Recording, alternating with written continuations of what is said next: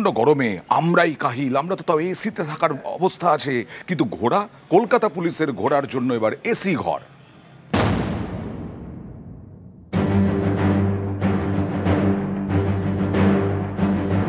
কলকাতায় গরম চরমে, একেবারে হাঁসফাঁস অবস্থা।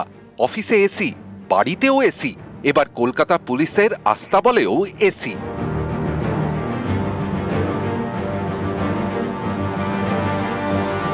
যে ঘোড়াদের কলকাতা পুলিশের বিভিন্ন কাজে কিংবা স্পোর্টসের বিভিন্ন কাজে বিভিন্ন সময় দেখা যায়, তাদের জন্য আলিপুর বডিগার্ড লাইন্সে এতদিন পর্যন্ত ঘোড়ার আস্তাবলে এসির ব্যবস্থা ছিল না।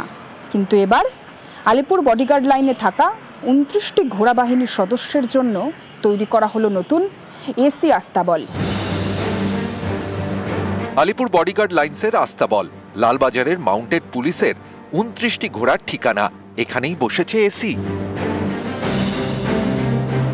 ঘোড়াদের সুস্থ রাখতে উদ্যোগী কলকাতা পুলিশ।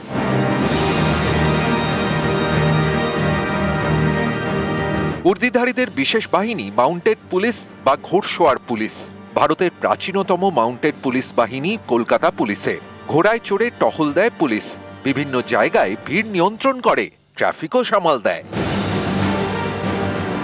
কলকাতা পুলিশের ঘোড়াদের এমনই নানা গুরু দায়িত্ব।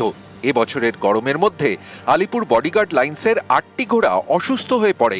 তাদের সুস্থ করতে এসি চেম্বারে পাঠানো হয়। এবার তাদের ঘরেই এসি।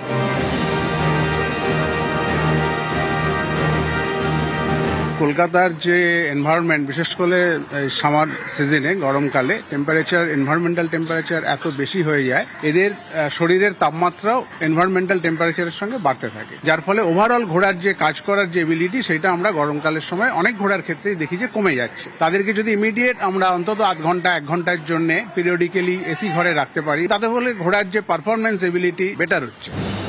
কলকাতা পুলিশের কাছে 22 থেকে 25 প্রজাতির ঘোড়া রয়েছে। দেশের বিভিন্ন প্রান্ত এবং বিদেশ থেকেও ঘোড়া আনা হয়। আলিপুর বডিগার্ড লাইন্স ছাড়াও এসএন ব্যানার্জি রোডে কলকাতা পুলিশের আস্তাবল রয়েছে। এসএন ব্যানার্জি রোডে রয়েছে 38টি ঘোড়া, আর আলিপুর বডিগার্ড লাইন্সে 29টি। 2014 সালে এসএন ব্যানার্জি রোডের আস্তাবলে 4টি এসি ব্লক করা হয়। গরমের জেরে আলিপুর বডিগার্ড লাইন্সে কোনো ঘোড়া অসুস্থ হয়ে পড়লে এসএন ব্যানার্জি রোডে পাঠানো হতো। এবার আলিপুরের আস্তাবলেও বসানো হলো এসি। আর সেই এসি ঘোড়ার আস্তাবল ইতিমধ্যে উদ্বোধন হয়েছে আলিপুর বডিগার্ড লাইন্সে। ক্যামেরায় সনতির সঙ্গে সুস্মিতা, নিউজ 18 বাংলা, কলকাতা।